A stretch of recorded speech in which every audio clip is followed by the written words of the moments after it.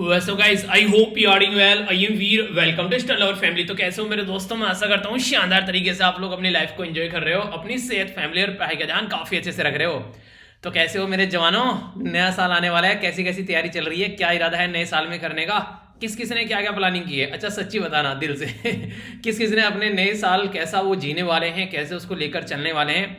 कुछ ऐसे हैं एसएलवी फैमिली मेंबर जिन्होंने प्लानिंग कर रखी हो, बिल्कुल प्लानिंग लाइक आर्मी, यानी कि कमांडो नहीं करते, जैसे कमांडो मूवी देखिए, हर एक चीज को प्रॉपर प्लान तरीके से लेके चलना। ठीक है, कुछ भी आ जाए सामने उसको तोड़ मरोड़ देना। तो कहने का मतलब ये कि जिंदगी में कुछ ना कुछ अपनी प्लानिंग हमेशा रखो, अगर कुछ भी दिक्कत आ जाए तो आप लोग उस चीज को टैकल कर सको। तो प्लानिंग हमेशा आप लोग की जिंदगी का पार्ट होना चाहिए। अगर प्लानिंग जिंदगी का पार्ट नहीं है तो जिंदगी इतनी रैंडम हो जाएगी यार, आप लोग हमेशा प्रॉब्लम में फेस अपने आप को पाओगे और दिक्कत फील करते हुए आप लोगों को लगेगा कि यार पता नहीं जिंदगी कैसे चल रही है और क्या हो रहा है। ठीक है, तो इसलिए अगर चाहते हो कि आप लोगों के हिसाब से आप लोगों की जिंदगी चले, कटे नहीं चले और उसको आप लोग एंजॉय भी करो, तो आप लोगों को प्लानिंग जो है वो हमेशा करनी ही करनी पड़ेगी। बड़ी शानदार बहुत बात बोली गई है, जिस काम में काम करने की हद पार न हो वो काम किसी काम का नहीं। अगर जिंदगी में आप लोग एक सही मुकाम पर पहुंचना चाहते हैं तो आप लोगों को अपने आप को एक ऐसे अंदर जुनून के अंदर अपने आप को डालना पड़ेगा कि आप लोग अपने काम को लेकर किसी भी हद तक जाने के लिए तैयार रहें, चाहे कोई भी मुश्किलें क्यों ना आ जाए आप लोगों के सामने, उसको तोड़ मरोड़ कर साइड में आप लोग फेंक दो। कोई भी किसी भी तरह की हरकतें क्यों ना करे, आप लोग के रास्ते में आकर अड़चन पैदा क्यों ना करे, उसको आप लोग अस्त व्यस्त कर दो। ऐसी जिंदगी में आप लोगों की प्लानिंग होनी चाहिए। अगर ये प्लानिंग आप लोगों की जिंदगी में है तो कोई भी आप लोगों के आड़े आने की कोशिश नहीं करेगा, और अगर करेगा भी तो उसको आप लोगों के सामने टिकने के लिए हिम्मत चाहिएगी। ऐसे नहीं कुछ भी आएगा और करके चला जाएगा इंसान। तो हमेशा जिंदगी में अपने काम को उस लेवल पर लेकर जाओ, या तो सामने वाला जो इंसान है आप लोगों के सामने जो है घुटने टेकता हुआ नजर आएगा, या फिर सामने वाला इंसान जो है वो किसी काम का नहीं रहेगा अगर वो कुछ ऐसा नहीं करेगा जो आप लोगों के सामने टक्कर में ना हो। होता है कि तरीके से जब शेर सामने आता है तो जो वैसे होते हैं, जो गीदड़ भेड़िया होते हैं, वो अपना रास्ता चेंज कर देते हैं। तो आप लोगों को वो शेर बनना है जिंदगी में। अगर वो शेर आप लोग नहीं बनोगे तो कोई भी आएगा इक्का दुक्का आप लोगों के सर पे पैर रखकर आगे चला जाएगा। तो जिंदगी में हमेशा अपने आप के अंदर इतना क्रेज रखो कि यार किसी भी हद तक जाने के लिए तैयार हो जाओ अपने काम को अचीव करने के लिए, और चाहे फिर कोई भी अड़चन क्यों ना जाए, अब ये अचीव करना है तो करना है। देखेंगे कि सामने वाला क्या करेगा और हम किस हद तक यहाँ पर टिक सकते हैं। तो जिंदगी ना यार एक कंपटीशन है, यहाँ पर फिटेस्ट का सर्वाइवल का फंडा रहता है। जो फिट रहेगा वो सर्वाइव करेगा और जो फिट नहीं रहेगा वो इधर उधर हो जाएगा। तो अगर आप लोग अपने आप को फिटेस्ट वाले मोड में अगर नहीं डालोगे तो फिर जिंदगी में कोई ना कोई आप लोग के सर पर पैर रखकर आगे चला जाएगा। अब ये आप लोग को डिसाइड करना है कि कैसी जिंदगी जीनी है। ऑप्शन आप लोग के हाथ में हमेशा रहेगा, तो आप लोग खुद डिसाइड कर लीजिएगा। तो काफी शानदार ये आज का डिस्कशन रहने वाला है, बहुत कुछ आप लोगों को जानने को मिलेगा। वीडियो को एंड तक सुनिएगा, आप लोग के चक्षु खुल जाएंगे, टकटकी लगाकर वीडियो को सुनना। सबसे पहले कुछ पॉइंट्स हैं यहाँ पर जो कि आप लोगों को बताएंगे आज के लेक्चर के अंदर क्या क्या माल मसाला रहने वाला है, और फिर आप लोग उसको अच्छे से एंजॉय करोगे। तो इसी के साथ में पहले आप लोगों का माइंड तैयार कर देना, अच्छा ये माल आने वाला है खाने के लिए। ठीक है, मुंह में मैंने जीप पे राल आ जाना कि अच्छा भाई साहब आज तो बहुत मजा आने वाला है तो कुछ ऐसा ही मजा आप लोगों को यहाँ पर मैं दिला रहा हूँ। पहले आप लोगों को एक ओवरव्यू देके बात करेंगे यहाँ पर। अभी रिसेंटली हेट स्पीच के बारे में काफी सारी बातें यहाँ पर देखने को मिली। तो ब्यूरो ऑफ, तो कौन सी ब्यूरो है इसके द्वारा पब्लिश किया गया यहाँ पर कि एक तरीके से यहाँ पर मैनुअल फॉर जो investigating agencies on the cyber harassment cases, जो डिफाइन करते हैं हेट स्पीच को। तो अगर कोई हेट स्पीच कर रहा है, किसी के खिलाफ कोई भी ऐसी माहौल बना रहा है, तो उसके बारे में बातें करेंगे। आप लोगों ने नॉर्मली सुना होगा freedom of speech and expression. ठीक है, समझ में आता है कि freedom of speech and expression, पर लेकिन अगर बोले हेट स्पीच तो आप लोग सोचिए एक मिनट के लिए यहाँ पर रुककर, हेट स्पीच मतलब सामने वाले का वो भी तो कुछ बोल ही रहा है ना, तो वो भी कहीं ना कहीं हेट स्पीच अगर कर रहा है तो एक तरीके से तो वो भी कुछ एक्सप्रेस ही कर रहा है ना। तो freedom of speech and expression और हेट स्पीच में डिफरेंस क्रिएट करने की बहुत ज्यादा जरूरत है, क्योंकि फ्रीडम ऑफ स्पीच और एक्सप्रेशन जो है वो इंसान अपनी लाइफ को एंजॉय कर रहा होता है बिना किसी को नुकसान पहुंचाए हुए, और हेट स्पीच में भी वो भी अपनी लाइफ को एंजॉय कर रहा होता है पर किसी को नुकसान पहुंचाते हुए। तो यहाँ पर आप लोगों को दोनों के बीच में डिफरेंस पता होना चाहिए। तो उसी के बारे में यहाँ पर बात की जाएगी, किस आर्टिकल के अंदर यहाँ पर ये आता है, जो कि हालांकि एक्सेप्शन माना जाता है, अपवाद माना जाता है यहाँ पर कि ये बेसिकली एक अपवाद है यहाँ पर इस पर्टिकुलर चीज का। Section 8 representation of the people act, तो कौन सा पीपल एक्ट है यहाँ पर, ये 50 है या फिर 51 है, ये आप लोगों को बताना है। जो कि यहाँ पर एक तरीके से जो स्पीच दी जाती है इलेक्शन के टाइम पर, ठीक है, तो वो ढंग की होनी चाहिए, उसमें कोई गलत चीजें नहीं होनी चाहिए। तो प्रिवेंट ए पर्सन, एक तरीके से कोई भी कन्विक्टेड इस तरीके से नहीं होना चाहिए कि इलीगल यूज कर रहा है freedom of speech and expression का, कि नहीं मैं तो भाई साहब इलेक्शन लड़ने जा रहा हूँ, मैं तो यहाँ पर नेता बनने जा रहा हूँ और कुछ भी उल्टी सीधी हरकतें करो, तो ऐसी नहीं करनी है नेताजी, वरना जनता टांग देगी। ठीक है, तो वो वाली चीजें होनी चाहिए यहाँ पर। तो आप लोगों को भी पता होना चाहिए कि ऐसे भी आप लोगों के हक जो हैं वो आप लोगों को मिले हुए हैं अधिकार। बात करें यहाँ पर Kaladan multi modal transit transport corridor के बारे में। कलादान प्रोजेक्ट के बारे में मैंने आप लोगों से पहले भी डिस्कस किया था। इसी सितवे पोर्ट के थ्रू होता हुआ यहां पर जाता है और ये कहां से किसको, कोलकाता को कनेक्ट करता है यहां पर बे ऑफ बंगाल के थ्रू नॉर्थ ईस्ट से, ताकि ऑल्टरनेटिव रूट मिल जाए। बहुत ही इंपॉर्टेंट टॉपिक रहेगा, पूरा डिटेल में कई सारी बातें करूंगा। हालांकि ये टॉपिक जो है वो म्यांमार के बारे में है, पर लेकिन ये भी यहां पर इसके बारे में इंडिया और जो म्यांमार के रिलेशन के बारे में कुछ लिखने के लिए आए, तो ये इंपॉर्टेंट पॉइंट हम लोग वहां पर डिस्कस कर लेंगे। इकोनॉमी का काफी इंपॉर्टेंट पॉइंट डिस्कस करूंगा, और इकोनॉमी तो अपनी जगह है, आप लोगों को चीजें समझ में भी आएंगी। यहाँ पर 2.2 आर्टिकल काफी शानदार आप लोगों के होने वाले हैं, जो कि आप लोगों को डे बाय डे की लाइफ में फायदा पहुंचाएंगे। आप में से कितने ऐसे लोग हैं जो ऑनलाइन शॉपिंग करते हैं और अपना बैंक की डिटेल जो है वो वहां पर कोई भी मांगता है तो उसके वहां पर बिल्कुल फिक्स कर देते हैं, लो भाई थाली में परोस कर दे देते हैं कि अपना इसको ले लेना और अपना जब मन करे इससे पैसा कट कर लेना। तो इसके बारे में भी आप लोगों से बात करूंगा, थोड़ा सा आप लोगों को नहीं कहते कि जागरूक करूंगा इस पर्टिकुलर फील्ड में भी, ताकि आप लोग खुद तो जान ही सकें और दूसरों को भी इसके बारे में बता सकें। और इसी के साथ साथ में एग्जाम में तो क्वेश्चन आएगा, फिर आप लोग फोड़ ही दोगे जब आप लोग पर्सनल लाइफ में उसको यूज कर रहे होगे, ठीक है। तो इस लेवल पर पढ़ाई करेंगे इसकी। तो ESG क्या है इसके बारे में बात करेंगे। और दूसरा यहाँ पर card on file COF यहाँ पर बोलते हैं टोकनाइजेशन। तो ये क्या है जिसको 1 जुलाई से और 2022 से यहाँ पर मैंडेटरी करने की बात की जा रही है। पहले इसको 1 जनवरी से मैंडेटरी किया जाता था, मैंडेटरी मतलब सबके लिए कंपलसरी है, कोई इससे पीछे नहीं हटेगा। अब यहां पर ये 1 जुलाई कर दिया गया है, तो इसके बारे में समझेंगे आखिर माहौल क्या है और चल क्या रहा है। Zoological survey of India, short form में बोलते हैं जेडएसआई जो है यहाँ पर, ये अगर बात करें इसके द्वारा किया गया अभी ओलिव रेडली टर्टल जो है उनकी टैगिंग के बारे में बात की गई, ठीक है। यानी कि पता रहे क्या क्या चल रहा है, कहां पर उनको कोई दिक्कत तो नहीं है। तो ये गरिमाथा आप लोगों को देखने को मिलेगा बीच, कहां पर एक राज्य है यहाँ पर बे ऑफ बंगाल के अंदर में, उसका नाम भी आप लोग बताइए, मैं तो डिटेल में डिस्कस करूंगा। आप लोगों को यहाँ पर एक रिवर का नाम भी बताना है, जिसके माउथ यानी कि जिसके थूथड़ा जिसके मुंह पर नहीं कहते हैं, गाँव में बोलते हैं कि इसके थूथड़े पर ये बांध देना है तो जिसके मतलब एक तरीके जिसके माउथ पर यहाँ पर फेस पर यहाँ पर ये चीजें देखने को मिलेगी, तो इसके बारे में आप लोगों को बताना है। ओलिव यहाँ पर ऑपरेशन ओलिव, तो ऑपरेशन ओलिव जो है यहाँ पर ये मैंने आप लोगों से डिस्कस किया था। इसमें क्या किया जाता है बेसिकली, यहाँ पर जो कोस्टल एरिया में जहां भी ये ओलिव रेडली टर्टल जो है नेस्टिंग करते हैं, ब्रीडिंग करते हैं, यानी कि अपने अंडे देते हैं और इसी के साथ में वहां पर अपना घोंसला बनाते हैं, तो उस टाइम पर वहां पर कोई भी एक्टिविटी जो है खासकर मछली पकड़ने वाली वो रोक दी जाती है, ताकि ये अपना काम कर सके नवंबर और दिसंबर के महीने में। तो वो टाइम पीरियड इनका चल रहा है, ठीक है। ओलिव जो टर्टल है इनका, आप लोगों को ये बताना है कि ये ऑपरेशन जो है वो किसके द्वारा चलाया जाता है, तो ये इंपॉर्टेंट क्वेश्चन है। तो शानदार डिस्कशन रहेगा, वीडियो को एंड तक देखिएगा टक टक ही लगाकर, और लास्ट डे का रिवीजन जरूर कर लिया करो। आज हम लोग यहाँ पर बात करेंगे 25 ऑफ जो दिसंबर का जो भी यहाँ पर आप लोगों का पूरा फंडा था उसके बारे में हम लोग जानेंगे। तो कोई भी कंफ्यूजन आप लोगों के माइंड में नहीं होना चाहिए, सारी बातें आप लोगों के सामने रहेगी, डिटेल में अच्छे से डिस्कस करेंगे एक एक पॉइंट को। तो जहां पर भी कंफ्यूजन होगा तो नहीं कहते क्या बोलते हैं, उन्हें बड़ो बोलते हैं मुंबई वाली भाषा में, जैसे मूवीज में आप लोग वीडियो नीचे कमेंट बॉक्स ओपन है, कमेंट कर देना, ठीक है। और जो भी आप लोग करते हैं तीनों चीजें वो जरूर किया कीजिए बिना बोल ही। देखिए कोशिश किया करो कि जितने व्यूज होते हैं ना उसका 1/4 कम से कम आप लोगों के लाइक हो जाने चाहिए। इससे क्या होगा, इससे चीजें सही चलती रहेंगी। आप लोगों को देखा होगा, मैंने कल भी आप लोगों से शेयर किया था, ये नॉर्मली चीजें देखने को मिलती है, ठीक है। तो आप लोग ये इतना जरूर कीजिए ताकि जो वीडियो है वो सही डायरेक्शन में चलती रहे। और इसमें आप लोग कुछ मतलब ऐसा भी नहीं है कि आप लोगों को कुछ यहाँ पर देना पड़ रहा है, आप लोगों को टाइम लगेगा बहुत ज्यादा टाइम लगेगा यार, पता नहीं सर ने क्या बोल दिया, 1 सेकंड नहीं लगती यार, ठीक है।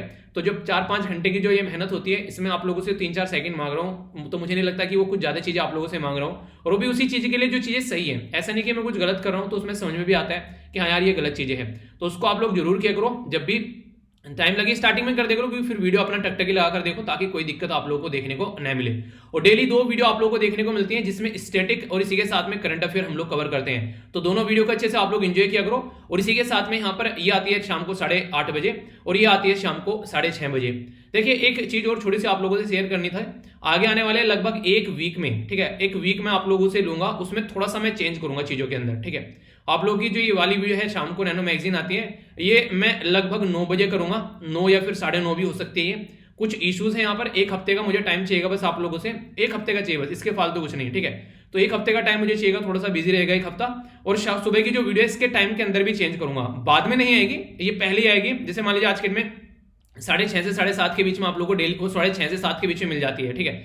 तो ये 6:30 या फिर ये आप लोग की 6 बजे भी आ सकती है, ठीक है। तो ये 1 हफ्ते का टाइम मुझे चाहिएगा, ये मैं आप लोगों को इसलिए बता रहा हूं ताकि आप लोग बोलोगे सर बताया नहीं था पहले। तो इसमें थोड़ा सा आप लोगों को दिक्कत पड़ेगी, उधर थोड़ा पीछे जाएगा और इधर थोड़ा पहले आएगा, ठीक है। तो ये थोड़ा सा मुझे टाइम चाहिएगा, तो उसी के लिए मैं आप लोगों से मैंने सोचा आप लोगों को इन्फॉर्म कर दूं, ठीक है। थोड़ा सा पर्सनल चीजें हैं, पर्सनल काम है, तो उसकी वजह से यहाँ पर दिक्कतें रहेंगी थोड़ी, ठीक है। आइए अब आगे चलते हैं। अब जो आर्टिकल सुनाने वाला हूं ना, कसम से कह रहा हूं, ध्यान से सुनिएगा, बहुत ज्यादा फायदा आप लोगों को होने वाला है इस आर्टिकल से। एग्जाम में तो आएगा यहाँ पर गवर्नेंस पॉलिसीज और इन्वेस्टमेंट, जीएस पेपर 2 एंड 3 के अंदर ये आप लोग कवर कर लीजिएगा। पर लेकिन आज की डेट में आप लोग कुछ भी ऑनलाइन अगर पेमेंट करते हैं तो आप लोगों ने देखा होगा वहां पर कार्ड की डिटेल आप लोगों से मांग लेते हैं। भाई साहब ये है 16 डिजिट नंबर, ठीक है, कब से इसकी एक्सपायरी डेट है, ठीक है, सीवी, ये सीवीसी क्या सीवीसी बोलते हैं, तो सीवी बोलते हैं शायद, ठीक है, लिख रखा है मेरे माइंड से निकल गया, वो सीवी बोलते हैं, ठीक है। तो यहाँ पर ये सारी चीजें आप लोगों को देखने को मिलती हैं। तो बेसिकली इसके बारे में आप लोगों से बात करूंगा डिटेल में, तो ध्यान से सुनिएगा। मुद्दा क्या है यहाँ पर, हमारी कंट्री में रिजर्व बैंक ऑफ इंडिया जिसको आप लोग आरबीआई बोलते हैं। आरबीआई हमारी कंट्री का सेंट्रल बैंक है। सेंट्रल बैंक का मतलब यह होता है जितने भी सारी बैंकिंग जो सिस्टम है यहाँ पर हमारे देश के अंदर में, वो रिजर्व बैंक ऑफ इंडिया अपने हिसाब से उसको लेकर चलता है, यानी कि ये इसको देखता है। तो कहीं पर कोई ट्रांजेक्शन हो रहा है, बैंक क्या कर रहा है, बैंक डूब रहा है, बैंक बच रहा है, बैंक टॉप कर रहा है, बैंक लहरा के चल रहा है, वो सारी चीजें रिजर्व बैंक ऑफ इंडिया देखता है कि सही चीजें सही तरीके से चलती रहे, ताकि at the end of the day जनता को कोई नुकसान देखने को न मिले, आखिरी में जनता खुश रहनी चाहिए। जनता जनार्दन के लिए सारा सिस्टम क्रिएट किया गया है। तो रिजर्व बैंक ऑफ इंडिया क्या करता है, अभी उसके द्वारा बोला गया कि आज की डेट में जो न्यू क्रेडिट और जो डेबिट कार्ड का जो डेटा स्टोर करते हैं, तो उसके लिए यहां पर कार्ड ऑन फाइल टोकेनाइजेशन की बात की जा रही है कि ये 6 मंथ आगे बढ़ाने की बात की जा रही है, लगभग 30 जून से। यहां पर क्या था, यहां पर देखिए, अब था यहाँ पर कि पहले यहाँ इसको ये बोला गया था कि आप लोग इसको कब तक लेकर चलोगे, इसको पहले 1 जनवरी से इंप्लीमेंट करने की बात की गई थी, पर लेकिन अब लास्ट 30 जून हो गई, यानी कि 1 जुलाई से यहाँ पर सबको इंप्लीमेंट करना ही करना पड़ेगा। तो ये यहाँ पर अभी बोले गए हैं इनके द्वारा। अभी ये होता क्या है इसके बारे में मैं आप लोगों से बात करूंगा। पूरा आर्टिकल काफी शानदार तरीके से कवर किया गया था यहाँ पर इंडियन एक्सप्रेस के अंदर में, तो इसको डिटेल में मैं आप लोगों से कवर करने वाला हूं, ठीक है। तो इंडस्ट्री नोट रेडी, उन्होंने बोला कि हम रेडी नहीं है, deadline for the tokenization extended. तो यहाँ पर ये चाहते हैं कि और टाइम इनको मिले। आखिर ये ऐसा क्यों चाह रहे हैं, तो वो भी मैं आप लोगों से बातें करूंगा। पहले यहाँ पर ये समझ लेते हैं। तो डिजिटल जो यहाँ पर जो भी कंपनी है डिजिटल फील्ड में काम कर रही है, वो इसको लेकर खुश रही नहीं है। उनका मतलब ये है कहने का कि अगर कोई ऐसा नया सिस्टम आप लोग लेकर आओगे तो हमारा जो एक पैटर्न चलता हुआ आ रहा है वो टूट जाएगा, और ये माना जा रहा है कि ये पैटर्न टूटने से इनको लगभग 40% तक का भी नुकसान हो सकता है। और बिजनेस के अंदर अगर 40% तक का नुकसान होगा तो इनडायरेक्ट वे में हमारी इकोनॉमी यानी कि अर्थव्यवस्था को ये नुकसान होता हुआ नजर आएगा। तो इसलिए जरूरी है कि कुछ ऐसा सिस्टम लेकर चलें कि यहाँ पर पैटर्न चेंज भी हो जाए और किसी को कोई नुकसान भी ना हो। सितंबर 2021 यहाँ पर रिजर्व बैंक ऑफ इंडिया के द्वारा प्रोहिबिट कर गया, रोक दिया गया, कस्टमर का कार्ड जो डिटेल्स है वो आप लोग सर्वर पर सेव नहीं करोगे, ठीक है। तो ये बोला गया था 1 जनवरी से इसको इंप्लीमेंट किया जाएगा, और आप लोग यहाँ पर जो कार्ड ऑन फाइल टोकेनाइजेशन करो, जिसके चलते यहाँ पर कार्ड की जो ऑल्टरनेटिव होगा। इसका समझने के लिए आप लोगों को थोड़ा सा एक बात मैं आप लोगों को बताता हूं। आप लोगों ने देखा होगा कुछ दिनों पहले आप लोगों को एक इंफॉर्मेशन मिली जिसमें बोला गया कि अगर आप लोग चाहते हैं कोई आप लोग का आधार कार्ड नंबर न ले, तो आप लोग एक आधार कार्ड का डुप्लीकेट नंबर जो है वो आधार कार्ड की वेबसाइट पर जाकर वो तैयार कर सकते हैं। इससे क्या होगा कि वो टोकन के तरीके से नंबर चला जाएगा, जिसको भी आप लोगों को देना है, अपना कुछ आप लोगों ने काम करवाना है, ठीक है। तो वो सारी चीजें आप लोगों को बिना अपना आधार कार्ड नंबर दिए हुए वो टोकन देना पड़ेगा, और उस टोकन के अंदर आप लोगों की कोई डिटेल जो है वो नहीं निकाल पाएगा, बस वेरिफिकेशन के लिए वो की सही है जो कि इंसान का ही टोकन नंबर है। तो ये ऐसे रहेगा नॉर्मल तरीके से। अगर आप लोग देखें आज की डेट में, जैसे नहीं आज की डेट में आप लोग कहीं पर चाय पीने जाते हैं तो वो बोलेगा कि टोकन लेकर आओ। आप लोगों ने टोकन ले लिया, टोकन लेने के बाद में टोकन दे दिया, तो वहां पर आप लोग रुपी का ट्रांजैक्शन नहीं कर रहे हैं, ठीक है। इनडायरेक्ट वे में डायरेक्टली देखा जाए तो रुपी बैकग्राउंड में पहुंच गई और टोकन सामने आ गया। तो इसका मतलब ये होगा कि रियल रुपी की वैल्यू नहीं पता कि टोकन दे दिया, भाई साहब इस टोकन का ये ले लेना, समोसा खा लेना, इसका चाय पी लेना, इसका आप लोग जूस पी लेना, इसका आप लोग कुछ और ले लेना। तो ये टोकन जो आ जाता है तो ये रियल वैल्यू छिपा लेता है, पीछे रियल वैल्यू क्या है उस चीज की। तो ऐसे ही यहां पर बात की जा रही है कि अगर कोई पर्टिकुलर इंसान जो है वो अपने कार्ड्स की डिटेल नहीं देना चाहता है, क्या है उसको बेसिकली बोला गया मैंडेटरी क्या है कि कार्ड्स की डिटेल लेनी ही नहीं है। रीजन क्या है, रीजन ये है अगर कोई आप लोग कार्ड्स की डिटेल ले लेता है तो उससे ये दिक्कतें देखने को मिलती है कि अगर कल को वो कोई भी लापरवाही बरतता है, अपनी जो भी चीजें उसने स्टार्ट कर रखी है जहां पर आप लोगों ने अपना डिटेल सेव किया है, मान लीजिए अमेजन के ऊपर आप लोगों ने डिटेल सेव कर दी अपना बेसिकली खरीदने के लिए कुछ भी, तो वहां पर कल को अमेजन के जो भी सिस्टम है उसके अंदर कोई दिक्कतें देखने को मिल गई और सारा डेटा जो है वो पब्लिक में आ गया। आप लोग ये सारी कार्ड डिटेल आ गई, सीवीवी नंबर आ गया। आप लोग सीवीवी नंबर क्या होता है, इसको बोलते हैं कार्ड एक तरीके से वेरिफिकेशन, ठीक है, कार्ड वेरिफिकेशन वैल्यू बोलते हैं इसको, सीवीवी। तो सीवीवी है यहाँ पर कार्ड वेरिफिकेशन वैल्यू, यानी कि आप लोगों का कार्ड जो है वो पूरा वेरीफाई हो जाएगा। तो वो वैल्यू यहाँ पर पर्टिकुलर पर्सन जो है उसको अगर मार्केट में पता चल जाएगी, एक्सपायरी डेट पता चल जाएगी, उस पर्टिकुलर पर्सन को आप लोगों का जो पूरा 16 डिजिट का जो नंबर है कार्ड के ऊपर वो पता चल जाएगा, तो कोई भी आप लोगों की चीजों को मिस यूज कर सकता है। तो आप लोगों ने तो कुछ गलत नहीं किया, गलत किया गया अमेजन के द्वारा, पर लेकिन झेलना पड़ गया आप लोगों को। तो इसलिए यहाँ पर ऐसा कुछ ना हो, अगर कल को उनका डेटा भी चोरी हो जाए उनकी कोई लापरवाही की वजह से, तो आप लोगों का एक डुप्लीकेशन टोकन जाएगा और वो टोकन के जाने से आप लोग कोई नुकसान नहीं देखने को मिलेगा। जो भी नुकसान होगा वो कंपनी का होगा, आप लोगों का सारा डेटा जो है वो सेफ रहेगा, आप लोगों का रियल डेटा वहां पर पब्लिक में नहीं आएगा। तो ये यहाँ पर प्रोसीजर फॉलो करने की बात की जा रही है। आई होप कि आप लोगों के माइंड में क्लैरिटी आई होगी। तो इसके बारे में आप लोगों का क्या राय है, होना चाहिए या फिर नहीं होना चाहिए? अगर मैं आप लोगों से पूछूं ये सही लग रहा है नहीं लग रहा है, मतलब सामने वाले की गलती से हमको नुकसान ना हो जाए, तो ये कैसा लग रहा है? तो यही बोला गया यहाँ पर बैंक के द्वारा, रिजर्व बैंक ऑफ इंडिया के द्वारा बोला गया कि किसी और की गलती का खामियाजा जो है वो किसी और को नहीं भुगतना चाहिए। तो यही बात यहाँ पर समझाने की कोशिश की गई डिटेल में कि इसी को इंप्लीमेंट करना है यहाँ पर। तो इसी को टोकनाइजेशन बोला गया। ये क्या करेगा, रिप्लेसमेंट करेगा एक्चुअल कार्ड की जो डिटेल है और यहाँ पर एक पर्टिकुलर टोकन जो है उससे उसको रिप्लेस कर देगा। तो इससे किसी भी पर्सन का नाम, सीवीसी नंबर, इसी के साथ में जो 16 डिजिट कार्ड नंबर है, एक्सपायरी डेट है, वो सारी चीजें उस इंसान को देने की जरूरत नहीं पड़ेगी। तो यानी कि कहने का मतलब ये है कि कोई भी आप लोगों से आप लोग की जो डिटेल है बैंकिंग वाली वो नहीं मांगेगा।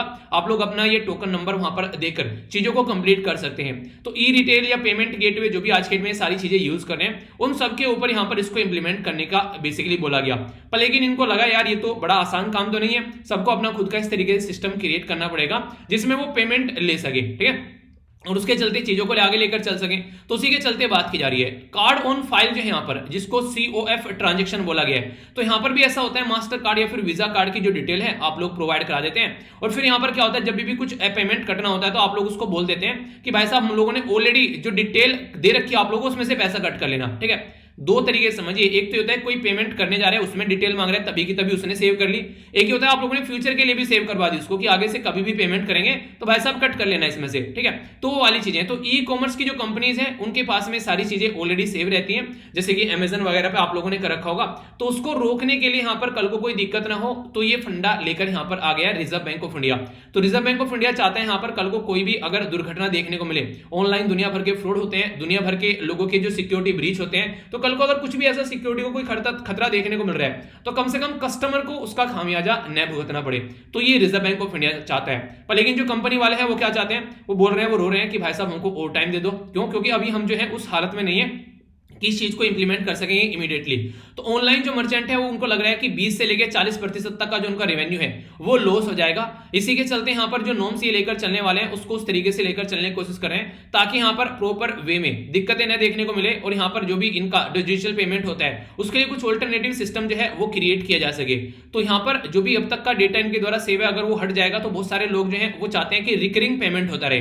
जैसे मैंने देखा थी आप कई सारे लोगों ने जैसे कि यहाँ पर SLV कमांडो मेंबरशिप ज्वाइन कर रखा था, ठीक है। मैंने बोला था कि जो भी यहाँ से पैसा आता है तो उससे हम लोग बुक्स वगैरह देता रहता हूँ जहां भी मुझे टाइम मिलता है। तो उससे क्या होता है कि उसमें क्या था कि आप लोगों के अकाउंट से मंथली एक छोटा सा अमाउंट कटता रहेगा, तो उसमें से वो इजीली डिडक्ट होता रहेगा।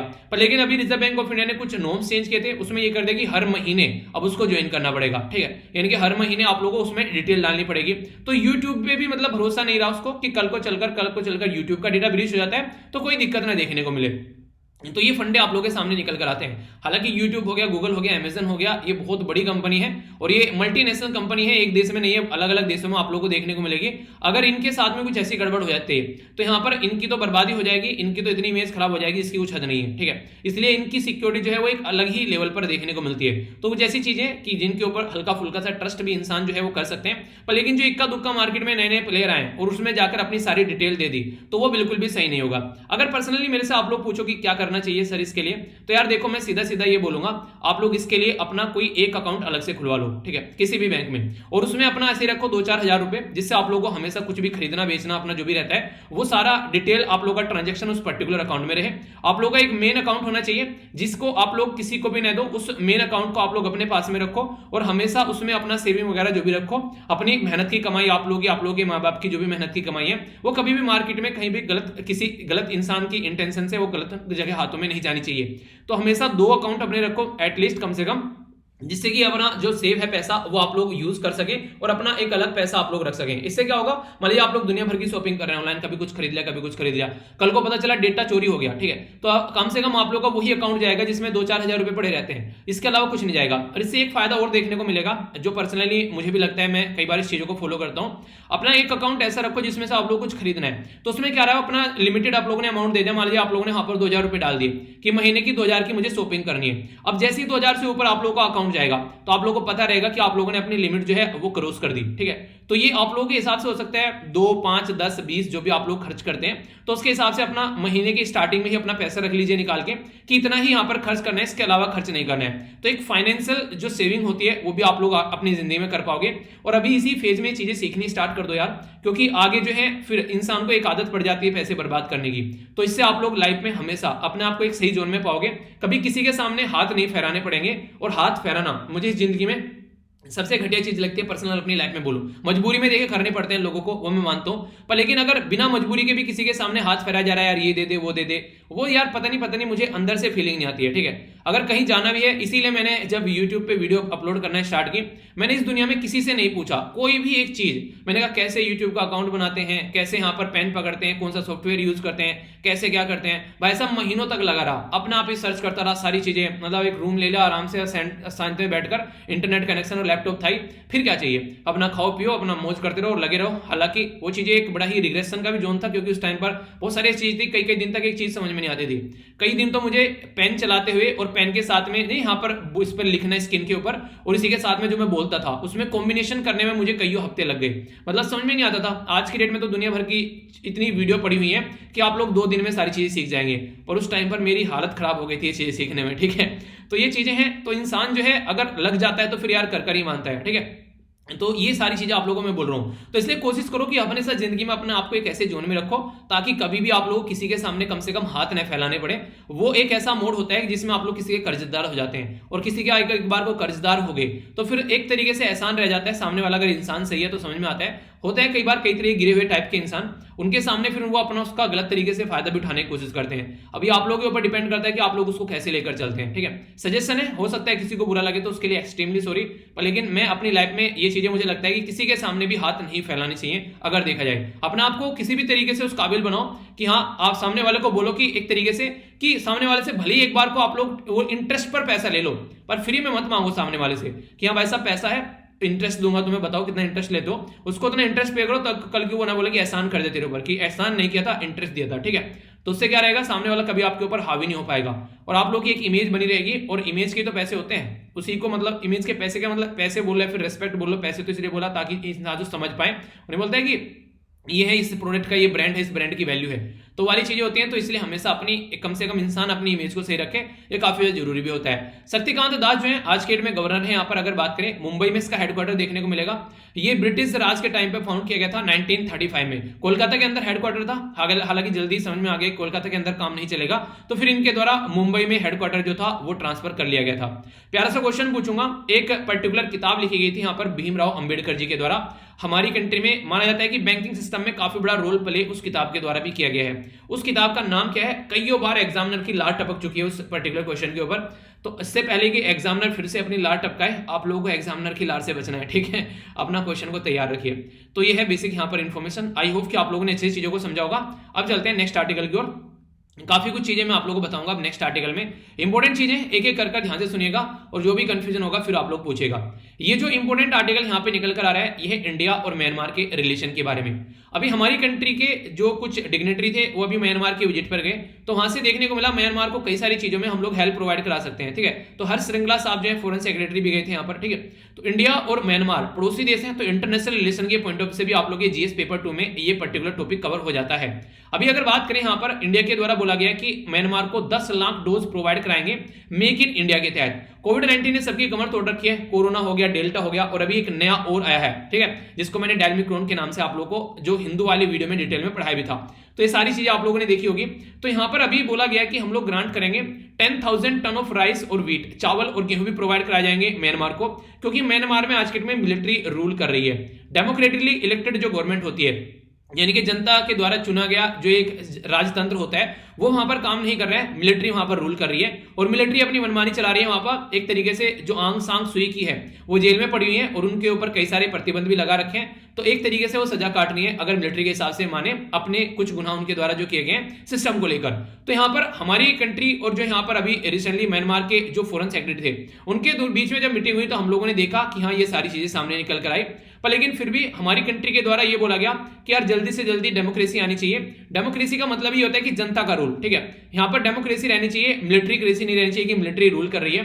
तो जल्दी से जल्दी यहाँ पर जो भी पॉलिटिकल लीडर हैं उनको रिलीज कर देना चाहिए। ठीक है, तो इंडिया जो है, हालांकि अगर बात करें आसियान जो इनिशिएटिव है उसका काफी अच्छे से एक तरीके से सपोर्टर भी रहता है और हमेशा उसमें पार्टिसिपेट करता है, क्योंकि हमारे लिए एक्ट ईस्ट पॉलिसी के लिए ये काफी इंपॉर्टेंट मुद्दा हो जाता है। तो इसके लिए इसके बारे में आप लोग याद रख सकते हैं। तो एक प्रेगमेटिक और कंस्ट्रक्टिव मैनर में हम लोग काम करते हैं। तो काफी सारे ऐसे मुद्दे रहते हैं जिनके ऊपर हम लोग मिलकर काम करते हैं, और ये पूरा टॉपिक जो है ये कवर किया गया था द हिंदू न्यूज़पेपर के अंदर।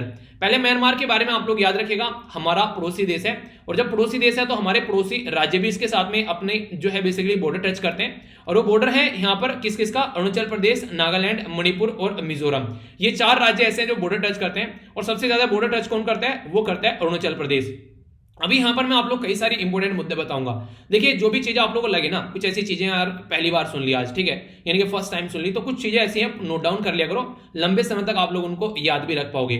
तो म्यांमार जो है यहाँ पर कैपिटल है इसकी नाइपाउ डाउ बेसिकली बोल देते हैं यहाँ पर, ठीक है, और इसकी जो करेंसी है उसको बोलते हैं म्यांमार क्यात, ये इसकी करेंसी आप लोगों को देखने को मिलेगी।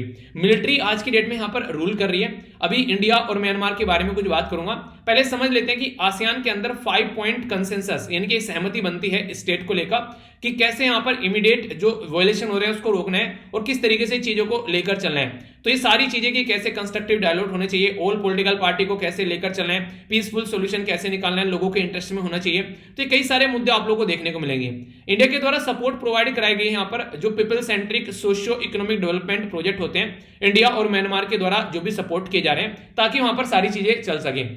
देखिए, म्यांमार हमारे लिए काफी इंपॉर्टेंट भी है। अगर बात करें इंडिया म्यांमार से होता हुआ थाईलैंड तक यहाँ पर एक ट्राइलेटरल हाईवे है।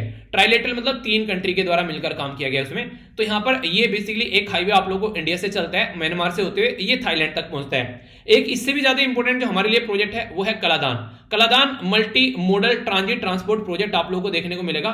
इसका बेसिक मुद्दा यह है कि हम लोग यहाँ पर अपनी कंट्री में कोलकाता से लेकर यहाँ पर हम लोग कनेक्ट करें बेसिकली यहाँ पर किसके साथ में, यहाँ पर आप लोग को देखने को मिलेगा अपने नॉर्थ ईस्ट वाले एरिया के साथ में हम लोग यहाँ पर कनेक्ट करेंगे, ठीक है।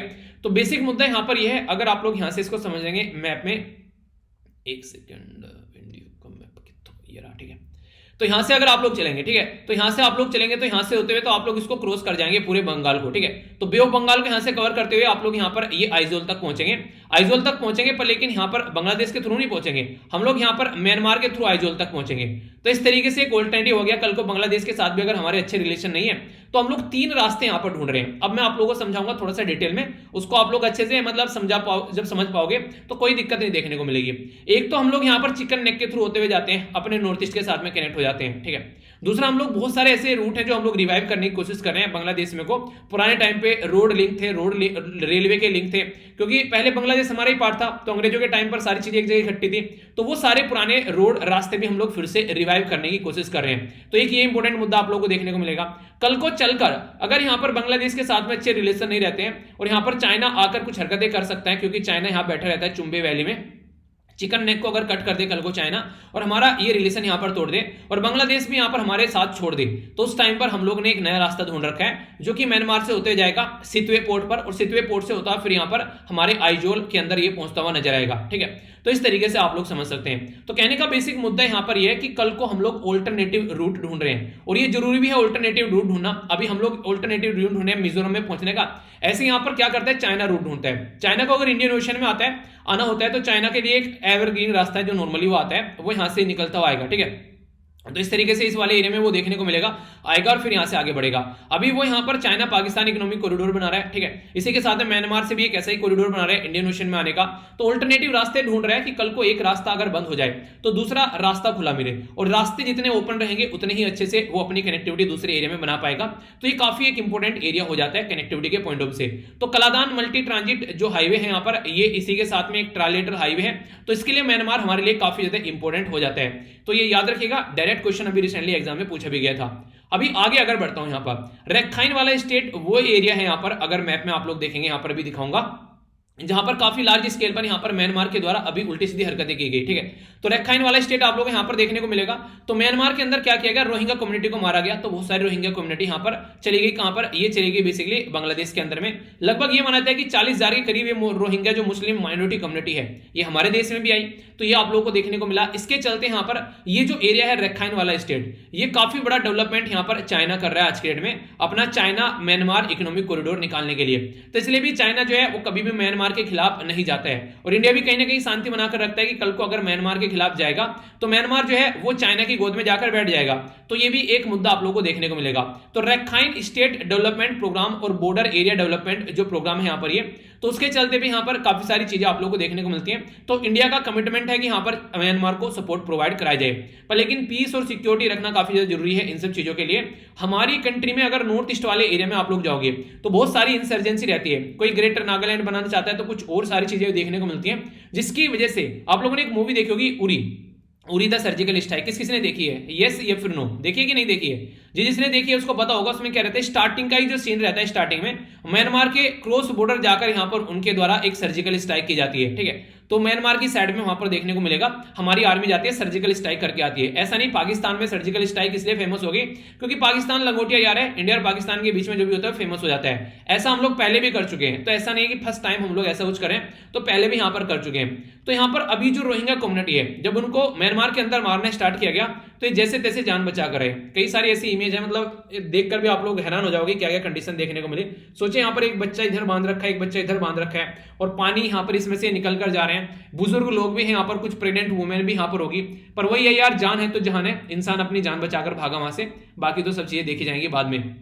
तो अभी यहां पर ये सारे मुद्दे आप लोग समझ सकते हैं। तो रोहिंग्या जो है उनके द्वारा इंडिया के अंदर भी एंट्री किया गया, कई सारी चीजें आप लोगों को देखने को मिली अकॉर्डिंग टू रिपोर्ट के माने, और पुलिस पर्सनल और अदर जो सर्विंग है उसके द्वारा।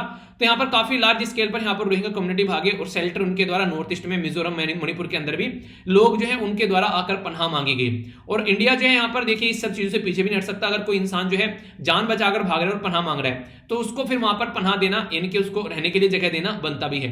इंडिया और म्यांमार का रिलेशन जो है ऑफिशियली अगर बात करें तो ट्रीटी ऑफ फ्रेंडशिप जो है वो साइन की गई थी 1951 में। तो यहां से चीजें जो है वो आगे बढ़नी स्टार्ट हो गई, और फिर यहां पर रिलेशनशिप जो है वो सही लेवल पर जो स्टैब्लिश किए गए प्राइम मिनिस्टर राजीव गांधी जी के द्वारा 1987 में विजिट किया गया, और वहां से जो रिलेशन है वो और अच्छे लेवल पर बढ़ना स्टार्ट हो गए। कई सारे लेवल पर हम लोग के रिलेशन देखने को मिलेंगे। कल्चर के पॉइंट ऑफ से बुद्धिज्म में काफी एक अच्छी एक पकड़ है यहाँ पर म्यांमार के अंदर अगर बात करें। हिस्टोरिकल काफी सारे रिलेशन है, रिलीजियस के पॉइंट ऑफ से अगर बात करें, और बॉर्डर तो टच करते ही एक कंट्री के दूसरी कंट्री के साथ में, मैरीटाइम बाउंड्री टच करती हुई नजर आती है एक कंट्री के दूसरी कंट्री के साथ में। और हम लोग कोशिश भी कर रहे हैं कि डायरेक्ट जो हमारी जो कैपिटल दिल्ली से लेकर डायरेक्ट हम लोग यहाँ पर म्यांमार के साथ में डायरेक्ट कनेक्शन भी यहाँ पर प्रोवाइड कराएं थाईलैंड तक होते हुए। जो मैंने अभी आप लोगों को बताया ट्राइलेटरल रूट, अगर ये प्रॉपर वे में अगर चीजें स्टैब्लिश हो जाती हैं, जैसा माना है वैसा चल गया, तो कल को चलकर इंडिया के अंदर अगर एंट्री होगी तो इसको डायरेक्ट दिल्ली के साथ में भी कनेक्ट किया जा सकता है। ये जो India Myanmar Thailand trilateral highway है, तो ये चीजें आगे भी एक्सटेंड आराम से की जा सकती हैं। तो अच्छी कनेक्टिविटी होगी, कोई अगर बस के थ्रू यात्रा करना चाहते हैं तो एक अच्छे से कनेक्टिविटी बना पाएंगे। इंडिया और म्यांमार की जो टाई है उसमें जियो स्ट्रेटेजिक लोकेशन काफी इंपोर्टेंट है। म्यांमार हमारे लिए काफी इंपोर्टेंट है, खासकर साउथ ईस्ट एशिया में जब कनेक्टिविटी बनाने की बात आती है, यानी कि जब हमारे देश से हम लोग यहाँ पर नीचे जाकर अगर कनेक्टिविटी बनाते हैं तो म्यांमार हमारे लिए काफी बड़ा एक इंपॉर्टेंट रोल प्ले करता है। इसी के साथ में हमारे नॉर्थ ईस्ट एरिया में अगर हम लोग को शांति बनाकर रखनी है तो हमारे लिए काफी इंपॉर्टेंट एरिया प्रस्तुत करता है। यहाँ पर दो कंट्री जो शेयर करती है लगभग 725 किलोमीटर का मैरीटाइम जो बाउंड्री भी शेयर करती हुई नजर आती है बे ऑफ बंगाल के एरिया में। इसी के साथ में अगर बात करें हमारी कंट्री की, जैसे पहले हुआ करती थी क्या, उसको बोलते थे लुक ईस्ट पॉलिसी, यानी कि ईस्ट की साइड में हम लोग को देखना है। लुक ईस्ट पॉलिसी थी, पर लेकिन हम लोगों ने एक्ट ईस्ट पॉलिसी कर दी, यानी कि अब काम करना है, बहुत देख लिया यार, कुछ काम कर लेते हैं। तो वही मुद्दा था यहाँ पर। पहले हम लोग देखा करते थे लुक की साइड में देखेंगे, ठीक है, देख लो भैया खड़े हो गया, ताड़ लो, ताड़ लिया, चलो अब काम कर लेते हैं, ठीक है। तो यहां पर इनके द्वारा फिर काम करना स्टार्ट किया गया। तो अब हम जो है यहाँ पर दो मुद्दे लेकर चल रहे हैं, एक तो नेबरहुड फर्स्ट, यानी कि पड़ोसी पहले, ठीक है, तो पड़ोसी को हम लोग बहुत प्यार करते हैं। दूसरा हम लोग एक्टिव पॉलिसी उनके साथ में मिलकर काम भी करते हैं। तो पड़ोसी हमारे अगर प्रोडक्टिव रहेंगे तो हम भी अच्छे से काम कर पाएंगे। पता चला पड़ोसी हर काम में उंगली कर रहे हैं तो फिर हमारा काम भी जो है वो अच्छे से नहीं हो पाएगा। तो प्रैक्टिस काफी इंपॉर्टेंट है यहाँ पर। इंडिया जो है यहाँ पर इंडो पैसिफिक रीजन के अंदर अगर आप लोग जाओगे तो साउथ एशिया और साउथ ईस्ट एशिया के अंदर आप लोग यहाँ पर ये सारी चीजें देखने को मिलेगी। तो हमारा देश जो है वो अच्छे रिलेशन मेंटेन रखने की कोशिश करता है, इसीलिए म्यांमार के साथ में। और कई सारे मुद्दे हैं, कंपटीशन चाइना, अगर हम लोग नहीं जाएंगे तो भाई साहब कोई और ले जाएगा। उन्हें कहते हैं कि एक तरीके से इंतजार करने वालों को उतना ही मिलता है, मेहनत करने वाले जितना छोड़ दिया करते हैं। तो ये मुद्दा इंपॉर्टेंट है। अगर आप लोग मेहनत नहीं करोगे, इंतजार करते रहोगे तो कोई और लेकर उठ जाएगा चीजों को। तो इसलिए जरूरी है कि आप लोग काम करने स्टार्ट करो, कोई ना कोई तो करेगा ही काम। तो इसलिए कहते हैं देखिए दिमाग पर भी आप लोग इसको इंप्लीमेंट कर सकते हैं। अगर दिमाग को आप लोग खाली रखोगे ना तो खाली दिमाग शैतान का घर, अगर दिमाग को बिजी रखोगे तो आप लोग का दिमाग हमेशा आप लोग को प्रोडक्टिव काम करता हुआ नजर आएगा।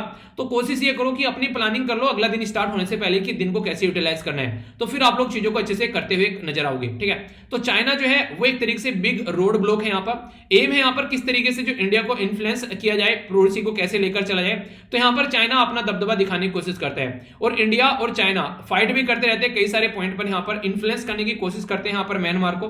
अगर बात करें अभी इंडिया के द्वारा security and growth for all in this region, SAGAR नाम का एक इंडियन ओशन में यहाँ पर पॉलिसी चलाई गई, डेवलप कर रहे हैं यहाँ पर सितुए पोर्ट म्यांमार के अंदर। तो इंडिया भी यहाँ पर काफी कुछ करते रहते हैं।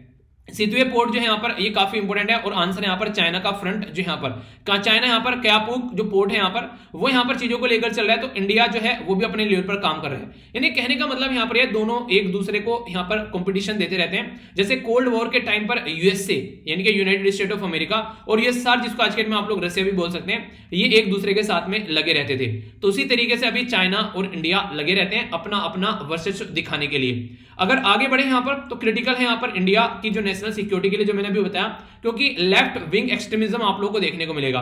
जैसे नहीं माओइस्ट जो कम्युनिटी है यहाँ पर एक तरीके से जो यहाँ पर अपने हक के लिए लड़ती रहती है, तो वो हमेशा इस तरीके की चीजों को लेकर चलते हैं कि कैसे सिचुएशन को यहाँ पर हैंडल करना है। और अभी मैंने आप लोगों से कई बार डिस्कस भी किया था, जैसे अगर बात करें नार्कोटिक्स ट्रेड के पॉइंट ऑफ से, तो गोल्डन ट्रायंगल के बारे में मैंने आप लोगों से बात की थी।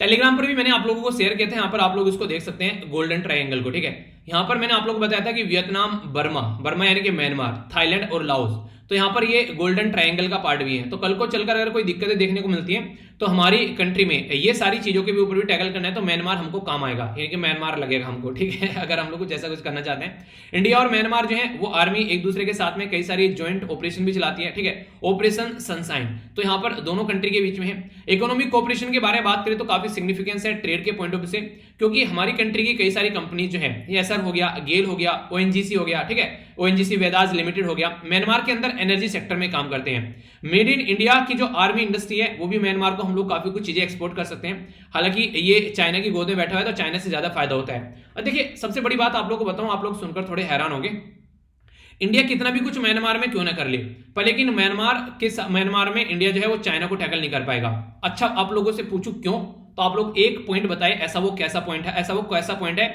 जिसकी वजह से जो म्यांमार को चाइना के खिलाफ झुकना ही झुकना पड़ता है। आप लोग बताइए, देखता हूं कौन कौन यहां पर इसका आंसर देते हैं। बहुत ही इंपॉर्टेंट पॉइंट है वो, अगर आप लोग थोड़ा सा ध्यान से देंगे तो आप लोगों के माइंड में ये चीजें आ सकती हैं। अगर रेगुलर आप लोग लेक्चर सुन रहे हैं तो आप लोग इसका आंसर दे सकते हैं। चलो देखता हूं, वीडियो को पॉज कर देना, तुक्का ही मारो। चलो देखता हूं तुक्का कौन कौन सही मारता है। ऐसा क्या है वो जिसके चलते इंडिया कभी भी यहां पर बेसिकली चाइना को मैच नहीं कर सकता है। पता है आप लोग क्या है वो है चाइना के पास में वीटो पावर। अगर कल को म्यांमार के खिलाफ कुछ भी होता है इंटरनेशनल लेवल पर यूएन के अंदर में, तो चाइना उसको एक सेकंड में वीटो कर देगा, यानी कि चाइना म्यांमार के खिलाफ कुछ नहीं होने देगा। तो कई बार यहां पर जो जिनके पास में 5 वीटो पावर कंट्री है, USA, UK, China, Russia, France, तो ये बेसिकली जो ये कंट्री है यहाँ पर, ये इनका बेसिक पर्पज ये रहता है ताकि किसी भी कंट्री को अपने फेवर में रख सके। जैसे इंडिया जो है वो हमेशा रशिया का एक तरीके से हेल्प लेता है इस पर्टिकुलर मुद्दे पर, ठीक है। इसी तरीके से चाइना भी अपने अपने इस तरीके से कई सारे साथी रखता है। तो म्यांमार से रिलेटेड कोई मुद्दा आता है तो नॉर्मली यहाँ पर चाइना उसको एक तरीके से ब्लॉक कर देता है। तो इसलिए इंडिया जो है वो करेगा, काफी हद तक चीजें हालत कर सकता है, पर लेकिन एक ऐसा पॉइंट आएगा जहां पर वो कभी भी चाइना को तो बीट नहीं कर पाएगा, ठीक है। पर इसका मतलब ये नहीं कि हाथ छोड़कर खड़े हो जाएं, तो हम लोग को भी एक बैलेंस बनाकर चलना पड़ेगा, ठीक है। तो ये था पूरा इंपॉर्टेंट पॉइंट इंडिया म्यांमार के रिलेशन के बारे में, नॉर्थ ईस्ट के बारे में, रोहिंग्या कम्युनिटी के इशू के बारे में। तो सारी चीजें आप लोगों को बता दी। अब फिर भी कोई कंफ्यूजन हो तो भाई अरे कमेंट बॉक्स ओपन है रे भाई, कमेंट कर दियो, बता देंगे भाई आगे। हरियाणी लैंग्वेज प्यारी लगती है ना, हरियाणी हो गई, यूपी हो गई, पंजाबी हो गई, इनमें बहुत सारी चीजें मिलती जुलती हैं। देखा होगा ना आप लोगों ने, राजस्थानी की भी बहुत सारी चीजें मिलती जुलती हैं। मतलब एक लोकल एरिया की देखोगे ना, खड़ी टाइप की लैंग्वेज आप लोगों को देखने को मिलेगी, ठीक है। तो एक अलग ही डिफरेंस है। जैसे आप लोग थोड़ा साउथ में जाना स्टार्ट हो जाओगे तो उनका थोड़ा डिफरेंस आप लोगों को चीजें नजर आ जाएगी, ठीक है। थोड़ा सा जैसे मुंबई है, महाराष्ट्र, गुजरात में जाओगे, वहाँ एक अलग तरीके की प्यारी सी लैंग्वेज स्टार्ट हो जाती है। कितनी प्यारी प्यारी लैंग्वेज है ना अपने देश के अंदर में। एंजॉय किया करो चीजों को, सुनना समझना एंजॉय करो यार, मौज लो, रोज लो, नहीं मिले तो खोज लो, छोटी सी जिंदगी है, टेंशन नहीं लिया करते, ठीक है। नेक्स्ट जो इंपॉर्टेंट पॉइंट है यहाँ पर, इसके बारे में बात करूंगा आप लोगों से, मोबिलाइजेशन ऑफ रिसोर्सेज के बारे में बात की जा रही है। और यहाँ पर mobilization of resources GS paper 3 के अंदर में आता है। तो ईएसजी, इसके ऊपर तो मेंस के अंदर भी क्वेश्चन आप लोगों से बन जाए तो कंफ्यूज मत हो जाना कि क्यों बन गया, क्यों, क्योंकि टॉपिक ऐसा है। क्या कर रहे हैं यहाँ पर, ये बात कर रहे हैं कि एसेट साइज क्या है यहाँ पर, ईएसजी। ईएसजी का मतलब है इन्वायरमेंट सोशल गवर्नेंस फंड। तो इन्वायरमेंट सोशल गवर्नेंस जो फंड है यहाँ पर, ये ऐसा एक फंड यहाँ पर इकट्ठा करने की कोशिश की जाती है देश के अंदर में, ताकि इन्वायरमेंट के पॉइंट ऑफ से कुछ गलत हो रहा है तो उसको सुधार सकें, सोसाइटी में कुछ गलत हो रहा है तो उसको सुधार सकें, और गवर्नेंस जो अगर गलत हो रही है, शासन के अंदर कुछ गलत हो रहा है तो उसको सुधार सकें। तो ये मुद्दा यहाँ पर ESG फंड में आप लोगों को देखने को मिलेगा। मोटे मोटे तौर पर आप लोगों ने सुना होगा कॉर्पोरेट सोशल रेस्पॉन्सिबिलिटी, CSR। तो इसी तरीके का कुछ फंड आप लोगों को यहां पर नजर आएगा। अभी हमारे देश में बोला जा रहा है कि ESG इन्वायरमेंट सोशल गवर्नेंस जो फंड है ये 5 गुना बढ़ गया, तो ये आप लोगों को देखने को मिलेगा। ठीक है, तो ये 5 गुना बढ़ गया है, यहाँ पर अभी 12,300 करोड़ के करीब हो गया। तो यहां पर बात करें लास्ट कपल ऑफ ईयर में, तो ये काफी इंपॉर्टेंट है जिसको आप लोग समझ सकते हैं। डिमांड एंड ग्रोथ के बारे में अगर बात करते हैं ESG फंड के बारे में, तो ESG फंड जो है यहाँ पर ये वो बेसिकली आप लोग यहाँ पर एशिया के अंदर, स्पेशली इंडिया के अंदर, ठीक है, तो ओवरवेलमिंग आप लोग को देखने को मिलता है, लगभग 32% यहाँ पर बढ़ गया है। ये एक तरीका म्यूचुअल फंड है, और यहाँ पर ये म्यूचुअल फंड जो है यहाँ पर ये एक तरीके से देखिए, सबसे पहले तो आप लोगों को म्यूचुअल फंड ही बता दूं कि एक बच्चे ने पूछा भी था एक बार कि सर ये म्यूचुअल फंड समझा देना कभी मौका मिले तो आज मौका मिल गया, समझ लेते हैं। तो यहाँ पर म्यूचुअल फंड होता क्या है बेसिकली, देखिए म्यूचुअल फंड में कई सारे इन्वेस्टर रहते हैं। मान लीजिए आप लोगों के पास में पैसा है, आप लोग कहीं पर इन्वेस्टमेंट करना है। इन्वेस्टमेंट का मतलब ये होता है कि आप लोग को पैसे से पैसा कमाना है। तो आप लोग क्या करेंगे, एक पर्टिकुलर फंड मैनेजर के पास में नॉर्मली जाते हैं।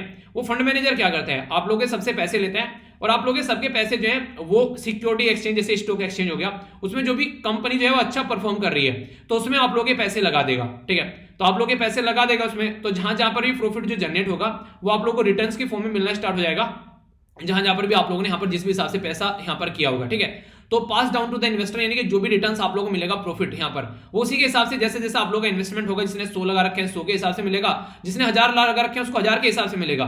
तो ऐसे आप लोगों का रिटर्न मिलना हुआ स्टार्ट हो जाएगा। तो फंड मैनेजर यहाँ पर चीजों को मैनेज करता है, आप लोगों को ज्यादा माथा पच्ची करने की जरूरत नहीं पड़ती है। ठीक है, तो इसको बोलते हैं बेसिकली म्यूचुअल फंड। तो यहाँ पर अगर बात करें, एक छोटा सा कॉन्सेप्ट आप लोगों के समझ में आ गया है, तो ये एक तरीका म्यूचुअल फंड काइंड ऑफ चीजें देखने को मिलेगी, यानी कि ये भी एक तरीका इन्वेस्टमेंट हो गया। अगर आप लोग यहाँ पर जाकर अपना इन्वेस्टमेंट कर रहे हैं तो अच्छा रिटर्न मिलेगा, क्योंकि इन्वायरमेंट सोशल गवर्नेंस ये सारे ऐसे मुद्दे हैं जो हमेशा चलते रहेंगे, कभी खत्म नहीं होने वाले हैं। तो इसके चलते यहाँ पर ये सस्टेनेबल इन्वेस्टमेंट के चलते, सोसाइटी के चलते एक रेस्पॉन्सिबिलिटी भी रहती है। तो आगे आने वाले टाइम में चीजें बढ़नी ही बढ़ने वाली है, ये खत्म नहीं होने वाली है। तो ये एक तरीके से गुड स्टॉक ऑफ कंपनी जो होती है उसमें यहाँ पर जो भी अर्निंग होती है उसके तहत यहाँ पर चीजें देखने को मिलती है। तो म्यूचुअल फंड की बुक मैंने बता दी अभी कैसे मैनेज करते हैं, क्या सारी चीजें। स्टॉक इन्वेस्टमेंट जो है यहाँ पर ESG के अंदर जो फंड शॉर्टलिस्ट किया जाता है कंपनीज के द्वारा। ठीक है, तो इन्वायरमेंट सोशल रेस्पॉन्सिबिलिटी और कॉर्पोरेट जो गवर्नमेंट है वो यहाँ पर चीजों को समझती है, और यही पूरा एक्सप्लेन किया गया था यहाँ पर बेसिकली इंडियन एक्सप्रेस के अंदर में। ठीक है, तो इनके द्वारा यहाँ पर ESG फंड के बारे में काफी अच्छा आर्टिकल लिखा गया था, तो वही सारी चीजें मैं आप लोगों को यहाँ पर बताने वाला हूँ। ठीक है, तो कंफ्यूजन आप लोगों को नहीं होना चाहिए। तो देखिए मैक्सिमम अगर देखो ना, दोनों अगर वीडियो आप लोग फॉलो करके चल रहे हो तो लगभग आप लोग के 2 न्यूज़पेपर कवर हो जा रहे हैं, PIB का सोर्सेज कवर हो जा रहा है, इसी के साथ में ऑल इंडिया रेडियो, बहुत सारी चीजें आप लोग की कवर हो जाएगी, और स्टैटिक पोर्शन के साथ में वो भी। ठीक है, तो इसलिए कभी भी टेंशन नहीं लेने का। ठीक है, बस फॉलो करते रहो, टेंशन जो है वो मेरे ऊपर छोड़ दो, मैं हूं ना, टेंशन नहीं लिया करते, आप लोग पढ़ाई पर फोकस करो। ठीक है, जो ESG है यहाँ पर, ये इन्वायरमेंट सोशल जो गवर्नेंस जो फंड है यहाँ पर, ये फंड जो एक तरीके से ये बोलते हैं, अगर बात करें क्या डिफरेंस है यहाँ पर अगर दूसरे फंड में या फिर इसके फंड में, तो देखिए डिफरेंस कुछ नहीं है बेसिकली एक तरीके से कंसेंस का डिफरेंस, एक तरीके से अगर बोले कि एक तरीके से आत्मा की आवाज। ठीक है, तो आप कॉन्सेंस जो होती है आप लोग के अंदर की आत्मा की आवाज होती है, वो एक डिफरेंस है। मतलब ये कि इन्वायरमेंट में अगर आप लोग फंड में इन्वेस्टमेंट करोगे तो ये इन्वायरमेंट को फायदा पहुंचाएगा, और वैसे अपने फंड में इन्वेस्टमेंट करोगे वैसे तो वो फायदा पहुंचा रहा है आप लोग को, आप लोग एंजॉय कर ही रहे हो। तो इन्वायरमेंट फ्रेंडली और एक एथिकल, यानी कि एक तरीके से नैतिकता के भी सपोर्ट में ये रहेगा, और यहाँ पर एक तरीके से जो एम्प्लॉय फ्रेंडली रिकॉर्ड भी यहाँ पर रहेगा। तो ये जो फंड होता है, क्वेश्चन यहाँ से पूछ लिया जाएगा जो मैंने भी आप लोगों से पूछा कि कौन इसको मैनेज कर सकता है। ठीक है, तो security and exchange board of India, जिसको सेबी बोलते हैं, तो ये हमारी कंट्री में एक ऐसी बॉडी है जो कि एक रेगुलर बॉडी है, तो ये इन सब चीजों को रेगुलेट करती है। नाम याद रखेगा, मैंने कहते नाम तो जानते होंगे, नाम है सेबी, भूल मत जाना। तो security and exchange board of India जो सेबी आप लोग बोलते हैं, ये हमारी कंट्री में एक ऐसी बॉडी है जो कि फाउंड की गई थी 1992 में। 1992 में ये बॉडी बनाई गई थी और सिक्योरिटी मार्केट को ये टैकल करने की कोशिश करती है। एक एक्ट लाई गई थी, सेबी एक्ट 1992। मुंबई में इसका हेडक्वार्टर है। आज के में इसके जो आज से पूछ लूं मैं आप लोगों से, इसके चेयरपर्सन कौन है वो आप लोग बताइए। आगे चलते हैं, सिग्निफिकेंस क्या है यहाँ पर ESG फंड का। तो फंड जो है वो मोमेंटम भी गेन कर रहा है, कंपनी जो है एक तरीके से कंपनी जो है वो फोर्स की जाएंगी कि इंप्रूव की जाए उनकी गवर्नेंस और एथिकल प्रैक्टिस, कुछ भी उल्टा सीधा हरकतें नहीं होना चाहिए। तो इन्वायरमेंट फ्रेंडली भी होनी चाहिए। मान लीजिए कल को आप लोग कोई कंपनी खोलने वाले हैं, वो कंपनी वहां पर धुआं प्रोड्यूस कर रही है, पानी को पोल्यूट कर रही है, तो आप लोग की रेस्पॉन्सिबिलिटी बनती है ना आप लोग की, जहां पर कुछ ऐसा कुछ काम कर रहे हैं, फायदा उठा रहे हैं, इन्वायरमेंट को नुकसान पहुंचा के, तो इन्वायरमेंट को बैक भी दें आप लोग। तो कंपनी की रेस्पॉन्सिबिलिटी यहां पर मानी जाती है कि प्रॉफिट नहीं भाई साहब, वो नहीं कहता हूं, मैं आप लोग को हमेशा कहता हूं कि अगर आप लोग जो भी कमाते हैं तो कोशिश करो 5 से या फिर 10% आप लोग उसका रिटर्न देने की कोशिश करो। तो उसका मतलब ये रहता है कि आप लोग भी अपनी आत्मा से अपने आप को ये बोल रहे हैं कि हाँ यार हम भी एक तरीके से सोसाइटी में कुछ गिव बैक कर रहे हैं। तो जो मन देखे आप लोग ना, मानो या ना मानो, जिंदगी में कितना ही पैसा कमा लेना, जो अंदर का सेटिस्फेक्शन होता है ना, उससे बड़ा सेटिस्फेक्शन कुछ नहीं है, ठीक है। और at the end of the day कितने भी बड़े बड़े अमीर आदमी क्यों ना है, देखो कई सारे लोग जो अपनी सारी धन संपत्ति छोड़कर अपने आप को शांत रखकर पहाड़ों में चले जाते हैं रहने के लिए, शांति की जिंदगी व्यतीत करने लगते हैं। तो वो शांति मन की सबसे ऊपर है। अगर जिसने अपना मन शांत रख लिया वो जिंदगी में सब कुछ करके ले जाएगा। तो कभी भी किसी भी चीज को लेकर इरिटेट मत हुआ करो। हाँ, अपने आप को एक सही डायरेक्शन में लेकर आप लोगों को जरूर चलना है, पर लेकिन इसका मतलब ये नहीं कि अपने आप को बर्बाद कर लेना। अपनी हेल्थ के ऊपर पूरा फोकस आप लोगों को होना चाहिए। पैसे लगा, पहले खूब पैसे कमा लिए हेल्थ को बर्बाद करके, अब हेल्थ कमा रहे हैं पैसे लगा लगा कर, लेकिन वो सही नहीं हो रही है। तो इसलिए कोशिश करो ये सारी चीजें नहीं होनी चाहिए, जिंदगी में बैलेंस जरूरी है। पॉलिसी फ्रेम, अगर बात पॉलिसी फ्रेमवर्क जो है कंपनीज जो है यहाँ पर अगर बात करें पॉलिसी फ्रेमवर्क जो चेंजेस किए जाए कंपनी में, तो बात करते हैं यहाँ पर बिजनेस के जो मॉडल है उसको इस तरीके से लेकर चला जाएगा कि ताकि इन्वायरमेंट के भी पॉइंट ऑफ से और गवर्नेंस के पॉइंट ऑफ से और एथिकल पॉइंट ऑफ से भी चीजें रहें। पोल्यूशन फैला रहे हैं सोसाइटी के अंदर में, तो सोशल रेस्पॉन्सिबिलिटी होनी चाहिए। ऐसा नहीं कि वो इरेस्पॉन्सिबल बिहेवियर यहाँ पर करें। तो ग्लोबली यहाँ पर कई सारे ऐसे मैनी फंड आप लोग को देखने को मिलेंगे, सोवरन वेल्थ फंड देखने को मिलेंगे, ठीक है, जो कि आज के डेट में काम करते हैं, पर कंपनी उसमें इन्वेस्टमेंट नहीं करती है। पर लेकिन अगर कोई ऐसा फंड लेकर आ जाए तो उसमें यहाँ पर फोर्स भी किया जाए उनको, यार तुम्हारी वजह से यहाँ पर दिक्कतें देखने को मिल रही है तो इसके अंदर इन्वेस्टमेंट करो। तो फैक्टर क्या है इसके ग्रोथ के, एक तो यहाँ पर देखिए साफ सफाई के बारे में बात करते हैं, स्किल डेवलपमेंट के बारे में बात करते हैं, हेल्थ कवरेज के बारे में बात करते हैं और एजुकेशन के बारे में बात करते हैं। और जब ये सारी चीजें हो ही जाती है तो फिर कुछ बचे ही नहीं गया। तो ये फंड इसलिए काफी इंपॉर्टेंट है क्योंकि ये एक तरीके से ह्यूमन कैपिटल क्रिएट करने की कोशिश कर रहे हैं। इंसानों को कैपिटल, यानी कि जिस तरीके से कैपिटल का मतलब क्या होता है, एक ऐसी मशीन खरीद लेना जो पैसा कमाने का काम करे। यानी कि आप लोग अपना घर में एक लैपटॉप लेकर आए, आप लोग मूवी देख रहे हो, इंटरनेट चला रहे हो, मजे ले रहे हो, किसी काम का नहीं है, आप लोगों ने पढ़ना स्टार्ट कर दिया, एक अच्छा काम हो गया, आप लोगों ने उसको रख दिया घर के बाहर ले जाकर और बेसिकली एक कैफे खोल दिया, तो उससे आप लोग पैसा कमाने लगे, तो वो कैपिटल हो गया। तो ह्यूमन कैपिटल कब होता है, जब उसको इन्वेस्टमेंट किया जाए उसके ऊपर, यानी कि उसको अच्छी हेल्थ और एजुकेशन दी जाए, और फिर उसकी अच्छी हेल्थ एजुकेशन देने के बाद में वो आगे चलकर अर्निंग करने लगे, कमाने लगे, तो वो घर के लिए कैपिटल हो जाता है। पैसा कमाने की मशीन सुना ना, ये इंसान तो पैसा कमाने की मशीन है, तो वो इसीलिए ह्यूमन कैपिटल बन चुका है क्योंकि उसने अपने ऊपर मेहनत की है। अवेयरनेस और जो अंडरस्टैंडिंग है यहाँ पर वो एक तरीके से समझ में आएगी, और यंग जो इन्वेस्टर हैं वो काफी बड़ा इंपैक्ट भी यहाँ पर डाल सकते हैं बिजनेस के फील्ड में, सोशल डेवलपमेंट के फील्ड में और इन्वायरमेंट के फील्ड में। यानी कि जैसे आज के में जो नई नई जनरेशन आ रही है ना, वो पैसा तो कमाना चाह रही है, साथ ही साथ में सोसाइटी के लिए भी कुछ करना चाह रही है। आप लोगों ने नॉर्मली फील किया होगा, ठीक है। तो इस तरीके की जो जनरेशन है वो काफी अच्छी रहती है सोसाइटी के लिए, तो उसमें यहां पर उनको एक रास्ता दिखा जाए तो ये फंड यहां पर वो काम करेगा। इसकी ग्रोथ जो है यहाँ पर एक तरीके से री इवोल्विंग, अगर बात करें यहाँ तक तो यहाँ पर री इवेल्युएटिंग, तो मॉडर्न जो इन्वेस्टर हैं वो री इवेल्युएट करें, ट्रेडिशनल जो अप्रोच है उससे हटकर भी कुछ देखने को मिल रहा है, और जो इन्वेस्टमेंट है यहाँ पर उनका वो एक तरीके से ऑन द प्लैनेट हो रहा है, यानी कि पृथ्वी के ऊपर वो इन्वेस्टमेंट कर रहे हैं, देखा जाए तो प्लैनेट को सेव करने का भी काम कर रहे हैं। तो इस तरीके से यहाँ पर ये ESG जो फैक्टर है यहाँ पर, तो ये इन्वेस्टमेंट की प्रैक्टिस में इसको इंक्लूड किया जा रहा है, और यूनाइटेड नेशन जो प्रिंसिपल फॉर रेस्पॉन्सिबल इन्वेस्टमेंट है उसके हिसाब से भी काम किया जा रहा है। यूनाइटेड नेशन भी ये बोलता है कि सोसाइटी में, इन्वायरमेंट में, गवर्नेंस में आप लोग का रोल होना चाहिए। आप लोग कहीं भी अगर कुछ कर रहे हैं ना आज के दिन में, आप लोगों को फंडामेंटल राइट मिले हुए हैं, ठीक है, कुछ भी आप लोग कहीं पर खरीद सकते हैं, बेच सकते हैं, ठीक है, पानी आप लोगों को मिल रहा है फ्री में, हवा आप लोगों को मिल रही है फ्री में, ठीक है, सारी चीजें आप लोगों को मिल तो रही हैं। जो कहता है मेरे पास में कुछ भी नहीं है, पर लेकिन फिर भी हम लोग क्या करते हैं, उसकी रेस्पेक्ट नहीं करते हैं, जहां मन करता है वहां पर पोल्यूशन फैला देते हैं। तो अब रेस्पॉन्सिबिलिटी बनती है कि उसको खत्म भी करने का काम करें, कुछ गलत काम अगर हो रहा है तो।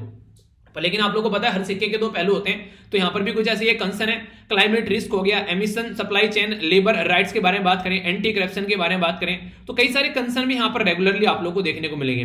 हर एक चीज में कुछ ना कुछ नहीं, चांद में भी दाग है, कुछ ना कुछ दाग आप लोगों को हर जगह नजर आएगा। तो इसी के चलते यहां पर बात करें तो ये सारी चीजें आप लोगों को देखने को मिलती है। अगर बात करें ग्रीन वॉशिंग के बारे में, तो बोला जाता है green washing is one of the top concern है। अगर बात करें यहां पर जो ग्लोबल इंस्टीट्यूशनल इन्वेस्टर के लिए ग्रीन वॉशिंग एक तरीके से कंसिडर किया जाता है कि एक तरीके से अनसब्सिस्टेंट जो यहाँ पर क्लेम किया जाता है जो कंज्यूमर के द्वारा, बिलीविंग दैट की कंपनी जो है वो एक प्रोडक्ट लेकर आ रही है इन्वायरमेंट फ्रेंडली है। देखिए कई बार क्या बात रहती है कि कहीं ना कहीं कई सारी चीजों को ना गलत तरीके से ये क्लेम भी किया जाता है कि ये दिखाने की कोशिश की जाती है कि हाँ ये क्या कर रहे हैं, कि हाँ एक सही प्रोडक्ट लेकर आ रहे हैं और इन्वायरमेंट की फ्रेंडली है ये। इन्हीं बाबा रामदेव बोलते हैं कि सारे प्रोडक्ट जो है वो इन्वायरमेंट फ्रेंडली है, ठीक है, पर पता चला उसके पीछे क्या क्या घपला चल रहा है, तो वो सारी चीजें भी थोड़ी देखनी होती है। तो एक कंसर्न रहता है, ग्रीन उसका टैग लगाकर काम किया जा रहा है और पीछे जो है सारा ब्लैक चल रहा है, ठीक है। तो ये फंड जो एक तरीके देखने को मिला है, कंसर्न ये भी है कि जो इन्वेस्टमेंट होता है तो एक्सपर्ट जो होते हैं, ठीक है, तो टेंडेंसी होती है कि फंड मैनेजर जो होते हैं वो कई बार ओवरवेट दिखा देते हैं कई सारे स्टॉक्स को। देखिए कई बार आप लोगों ने देखा नहीं, आप लोगों ने देखा कि ऊंची दुकान फीके भगवान, ये कंपनी दिखा दी कि बहुत शानदार कंपनी बना रखी है, बिल्कुल शानदार तरीके से सब चीजें, बिल्डिंग सब कुछ, पता चला कर्ज में चल रही है बेचारी कंपनी, ठीक है। तो वो वाली चीजें कई बार देखने को मिल जाती है, तो वो भी दिक्कतें निकल कर आती है। तो क्वांटिटेटिव और क्वालिटेटिव पैरामीटर को यूज करके इन्वेस्टमेंट करना काफी ज्यादा जरूरी है। उसमें कई बार शॉर्ट हो जाता है, फॉल हो जाता है, तो यहां पर चीजें सही तरीके से निकल कर नहीं आती है, ठीक है। तो इकोनॉमी के पॉइंट ऑफ से एक इंपॉर्टेंट आर्टिकल मुझे पर्सनली लगा, म्यूचुअल फंड क्या होता है ये भी आप लोगों को बता दिया, इसी के साथ में क्या क्या कंसर्न है और क्या क्या किस तरीके से चीजें करने की कोशिश की जा रही है। तो एक मोटा मोटा सा आइडिया आप लोगों को हो गया होगा। अगर फिर भी कोई डाउट है तो बताना जरूर, उसको दूर किया जाएगा। आगे चलते हैं, ये एक इंपॉर्टेंट आर्टिकल आप लोगों को देखने को मिलेगा इन्वायरमेंट और बायोडाइवर्सिटी के पॉइंट ऑफ से। यहां पर बात की जा रही है researcher of geological survey of India ZSI, उनके द्वारा अभी ओलिव रेडली टर्टल को ध्यान में रखते हुए यहां पर बेसिकली टैगिंग करने की कोशिश की गई, यानी कि उनका पता लगाया जैसे कि कहां पर के नेस्टिंग चल रही है, कहां पर वो आज के दिन में अपनी जिंदगी एंजॉय कर रहे हैं। तो एक रिवर याद रखिएगा, इसको बोलते हैं देवी रिवर। ये यहां पर बात की जा रही है गिरिमाथा और इसी के साथ में ऋषिकोल्या, जो यहां पर एरिया देखने को मिलेगा उड़ीसा के अंदर में। एग्जैक्ट लोकेशन आप लोग देखते हैं, ये हो गया प्रॉपर, यहां पर नेस्टिंग इनकी निकल कर आती है इस पर्टिकुलर एरिया में जो बे ऑफ बंगाल में जाता है। और यहां पर आप लोगों को जो यहां पर ये महानदी आप लोगों को देखने को मिलेगी, महानदी रिवर, इसी में से निकल कर आती है देवी रिवर, ठीक है। तो महानदी रिवर में से आप लोगों को देवी रिवर देखने को मिलेगी, और यह रसकुल्ला रिवर आप लोग जिसके बारे में याद रखते हैं, ये भी इसी पर्टिकुलर रीजन में देखने को मिलेगी। पारादीप पोर्ट का नाम आप लोगों ने सुना होगा, ये पोर्ट काफी फेमस है, खासकर हमारी कंट्री से आयरन और जो है वो यहां से भेजे जाते हैं, वो भी जापान के अंदर में। तो ये भी एक इंपॉर्टेंट पॉइंट होता है, यहां पर कई बार पूछा जाता है, ठीक है। तो ये मैंने आप लोगों को दिखा दिया। तो ये जो एरिया रहता है यहाँ पर काफी इंपॉर्टेंट है। टर्टल जो है यहाँ पर वो आकर अपनी एक यहाँ पर अंडे वगैरह देते हैं, वो सारी चीजें देखने को मिलती हैं। तो काफी लार्ज स्केल पर यहाँ पर ये चीजें आप लोगों को नजर आएंगी। तो इसके चलते हमारी कंट्री में काफी जरूरी है कि कैसे इसको टैकल करना है, कल को चलकर यहाँ पर कुछ गलत चीजें न हो जाए। तो यहाँ पर काफी स्टडी की जाती है कि कैसे यहाँ पर चीजों को लेकर चलना है, क्या क्या चीजें यहाँ पर है। एक तरीके से नहीं जी कि इसके ऊपर अगर चीजों को सुधारना है, पहले आप लोगों को एक ओवरव्यू लेना पड़ेगा कि ये चीजें सही है गलत है। तो माइग्रेशन कहाँ कहाँ से होता है, कहाँ कहाँ से यहाँ पर आते हैं कछुए, कोई दिक्कत ना देखने को मिले, उनकी जिंदगी आसानी से कटती रहे, तो उसके चलते कई सारी चीजें देखने को मिलती हैं। ओलिव रेडली टर्टल जो है यहाँ पर स्मॉलेस्ट और मोस्ट अबंडेंट टर्टल है जो कि सी के अंदर पाए जाते हैं। इसी के साथ में यहाँ पर ये जो टर्टल है ये कार्निवार है, ठीक है। एक तरीके से यहाँ पर ओलिव जो कलर इनका आप लोगों को देखने को मिलेगा उससे इनका नाम निकल कर आया। और best known for the unique mass nesting cold, इसको यहाँ पर अरीबाड़ा, ठीक है। तो अरीबाड़ा अगर आप लोगों से पूछ ले इसका मतलब क्या है, यहाँ पर अरीबाड़ा है इसका मास नेस्टिंग, एक जगह इकट्ठे होकर यहाँ पर बेसिकली यहाँ पर ये अंडे देते हैं, ठीक है, यानी कि झुंड में अंडे देते हैं, ऐसा आप लोग बोल सकते हैं। थाउजेंड्स ऑफ फीमेल इकट्ठी हो जाती है, उसके बाद में यहाँ पर अंडे देती हैं। तो यहाँ पर इनको ये एक जो बीच है यहाँ पर पैसिफिक, अटलांटिक और इंडियन ओशन में, यहाँ पर इनको बेसिकली एक ऐसा एरिया जहां पर चीजें थोड़ी सी नॉर्मल रहे, यानी एक तरीके से tropic of cancer, tropic of capricorn के आसपास वाले बीच वाले एरिया में जहां पर थोड़ा सा गर्मी का भी माहौल रहे, तो वहां पर ये काम करते हुए नजर आएंगे। वरना जहां पर बर्फ जम जाती है सर्दियों में तो वहां पर तो ये काम हो नहीं पाएगा। तो उड़ीसा का जो गिरिमाथा जो मेरीन सेंचुरी है वो यहाँ पर वर्ल्ड की लार्जेस्ट रॉकी, यहाँ पर basically colony of breeding animal की मानी जाती है। यहाँ पर सी टर्टल इसमें काफी बड़ा लार्ज स्केल पर यहाँ पर अपने बच्चे अंडे देते हैं इसलिए बच्चे तो बाद में निकलेंगे। पर लेकिन दिक्कतें क्या है आज की डेट में, दिक्कतें बहुत सारी हैं। एक तो पोल्यूशन काफी ज्यादा देखने को मिलता है, पानी यहाँ पर पॉलिथीन वगैरह और पता नहीं क्या क्या हम लोग आज के डेट में बहा देते हैं वहां पर जाकर, और आज ब्लू है पानी बीच पर नहाने गए हुए, दिक्कतें देखने को मिलती है। वहां पर कई बार लोग जो है साबुन वगैरह भी यूज करने लगते हैं, तो उससे समुद्र में भी काफी नुकसान होता है। ह्यूमन कंजप्शन जो है, लोग खाना स्टार्ट कर देते हैं, मीट वगैरह इनकी वो सारी चीजें, तो वो तो हदें पार हो जाती हैं। प्लास्टिक के बारे में बात करें, मैंने आप लोग को बता दिया। जो फिशिंग ट्रोलर यूज किए जाते हैं, ट्रोलर मतलब जब यहाँ पर नहीं, एक तरीके से मैंने आप लोग को दिखाया बताया कि ये नाव रहेगी और नाव के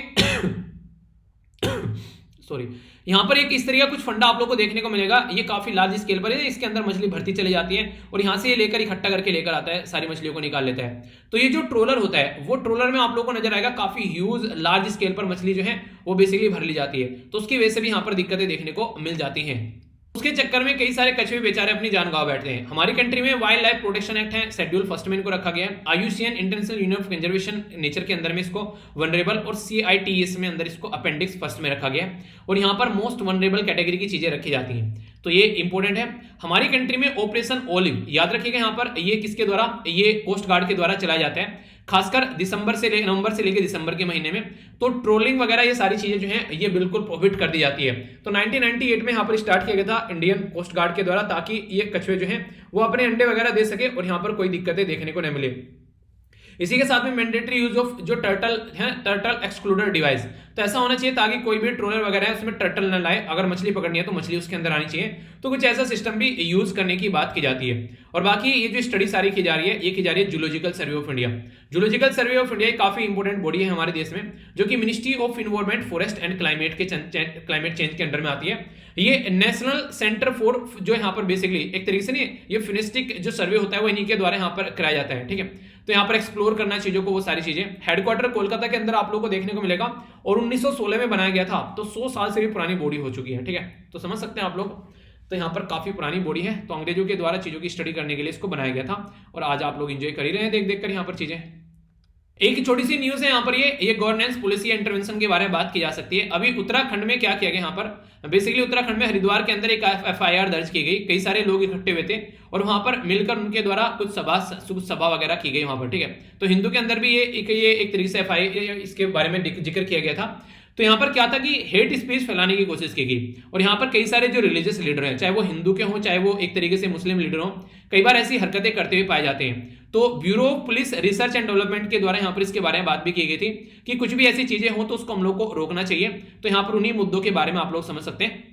तो यहाँ पर अगर कोई किसी को इमेज खराब करने की कोशिश करता है, वो सब चीजें, तो ये सारे मुद्दे यहाँ पर कवर हो जाते हैं। तो ये भी यहाँ पर इसी के चलते देखने को मिलता है। अगर बात की जाए तो यहाँ पर 267 रिपोर्ट जो है लॉ कमीशन ऑफ इंडिया की, उसके द्वारा भी यहाँ पर इसके बारे में बात की गई, कोई किसी रेस एथेनिसिटी उनके खिलाफ कुछ काम करे तो ये गलत है। नॉर्मली फ्री स्पीच समझ में आता है आप लोग का, पर लेकिन एक्सेप्शन है यहाँ पर कि आप लोग फ्री स्पीच इतनी नहीं होनी चाहिए कि वो दूसरे की फ्रीडम पर कोई इंटरफेयर करना स्टार्ट कर दे।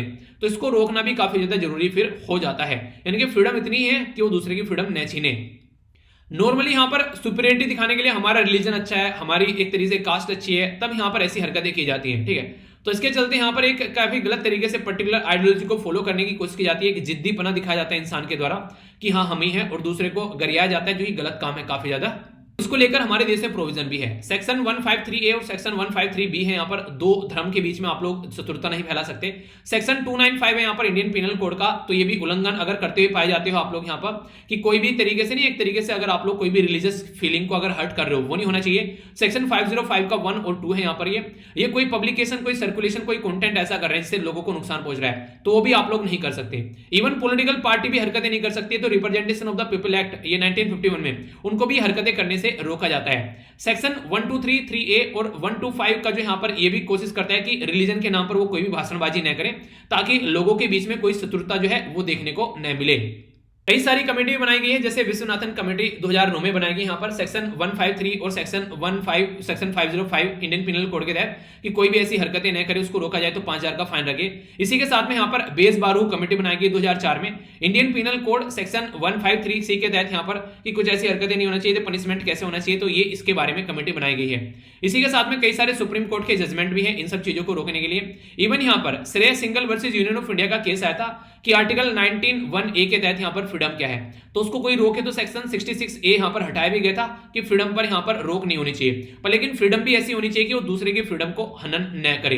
कई सारे केस है, जैसे अरूप बोनिया वर्सेज स्टेट ऑफ पंजाब का, स्टेट ऑफ आसाम का केस था यहाँ पर। तो कोर्ट के द्वारा बोला कि कोई ऐसा कोई काम करे कि जिससे कोई सोसाइटी में गलत काम न हो और फिर भी आप लोग उसको गिरफ्तार कर ले, तो ऐसा भी नहीं होना चाहिए। अगर कोई हरकतें करे तो ही उसको गिरफ्तार करना है, वरना उसकी फ्रीडम ऑफ स्पीच का हनन हो जाएगा, ठीक है। इसी के साथ में रंगराजन जो वर्सेस यहाँ पर पी जगजीवन राम का केस यहाँ पर निकल कर आया, तो freedom of expression can not be suppressed unless the situation so created is dangerous, यानी कि जब तक कि किसी को कुछ गलत करने से कुछ गलत नहीं हो जाता है तब तक आप लोग उसको लेकर नहीं चल सकते। तो यहाँ पर ये डिफरेंस भी लगाना कई बार मुश्किल होता है कि कहां पर फ्रीडम ऑफ स्पीच एक्सप्रेशन है और कहां पर कुछ गलत हो रहा है, ठीक है। तो ये मुद्दे हैं जिसके बारे में एक मोटा आइडिया आप लोग रख सकते हैं। तो आर्टिकल कौन से देखें, सबसे पहले तो कार्ड के बारे में बातें की थी, तो सही लगा ये आर्टिकल, नहीं अब इसके बारे में अवेयरनेस रखिएगा और दूसरे को भी इसके बारे में बताइएगा। दूसरा यहाँ पर मैंने आप लोग को बता दिया उत्तराखंड के अंदर ये एफआईआर वगैरह और ये सारी चीजें स्पीच के बारे में, इंडिया और म्यांमार के रिलेशन के बारे में मैंने सारी चीजें आप लोग को बता दी। कोई भी कंफ्यूजन अब आप लोगों को नहीं होना चाहिए, इसको लेकर सारी चीजें डिटेल में समझा दी। इसी के साथ में म्यूचुअल फंड क्या होता है वो बता दिया, और क्या होता है यहाँ पर ये फंड जिसके अंदर इन्वेस्टमेंट करने की बात की जा रही है, ये हम लोगों ने डिटेल में समझ लिया। अब कोई कंफ्यूजन नहीं होना चाहिए, सारी बातें बता दी। कछुओं के बारे में भी आप लोगों को कौन कौन सा ऑपरेशन चलाया जा रहा है तो वो भी हम लोगों ने डिटेल में समझ लिया, ठीक है। फिर भी कोई कंफ्यूजन हो तो बताना जरूर। अब ये क्वेश्चन है, इनको आप लोग अटेम्प्ट कीजिए, सारे क्वेश्चन के आंसर आप लोग को आने चाहिए। तो वीडियो को पॉज करके एक बार अटेम्प्ट कर लीजिए किसके द्वारा ये बातें बोली गई, कौन सा आर्टिकल है, representation of the people act. बाकी मैं आप लोग का थोड़ा सा ये देख लेते हैं, ठीक है, लास्ट डे वाला।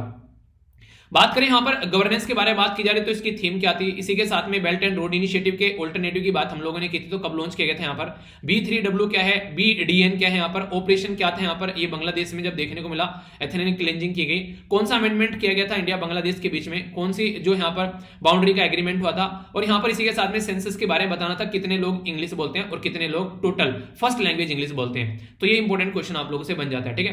तो इसके बारे में याद रखते हैं। तो यहाँ पर ये है बेसिकली प्रशासन गांव की ओर, ये गुड गवर्नेंस डे की थीम आप लोगों को देखने को मिली। 2013 में road and belt initiative start किया गया। बुल्ट बैट बैकर जो बुल्ट बैक बेटर वर्ल्ड के बारे में हम लोगों ने बात की थी, ये बेसिकली G7 मीटिंग में। ब्लू डॉट नेटवर्क में यहाँ पर जापान, यूएसए और ऑस्ट्रेलिया देखने को मिलते हैं। ऑपरेशन सर्चलाइट के बारे में मैंने आप लोगों से बात की थी, तो इंपॉर्टेंट है, इसके बारे में याद रखेगा। इंडिया और बांग्लादेश के बीच में एग्रीमेंट 1974 और 119 कॉन्स्टिट्यूशनल अमेंडमेंट था। ये बेसिकली जब यहां पर ट्रांसफर किया गया पैसा, 10% लोग इंग्लिश बोलते हैं और ओनली 0.02% लोग फर्स्ट लैंग्वेज इंग्लिश उनकी रहती है, ठीक है। तो ये था आज का डिस्कशन, कैसा लगा तो फीडबैक जरूर देना, वीडियो को लाइक कर शेयर कर और कमेंट कर आप लोग अपनी बातें बता सकते हैं। इसी के साथ में पीडीएफ टेलीग्राम से जाकर डाउनलोड कर लेना। मिलता हूं नेक्स्ट लेक्चर में, तब तक करना ध्यान रखिए, मॉर्निंग में तैयार रहना 6:30 बजे। तो बड़ों को नमस्ते, छोटों को प्यार, छोटी सी लाइफ एंजॉय करा। मिलता हूं नेक्स्ट लेक्चर में, तब तक के लिए जय हिंद। अरे हाँ, कई सारे बच्चे देखिए बोलते भी हैं कि सर मॉर्निंग में वीडियो जल्दी अपलोड करो, आप लोग खुद नहीं उठ रहे हो और मुझे बोल रहे हो, उठकर देखो उसको, ठीक है।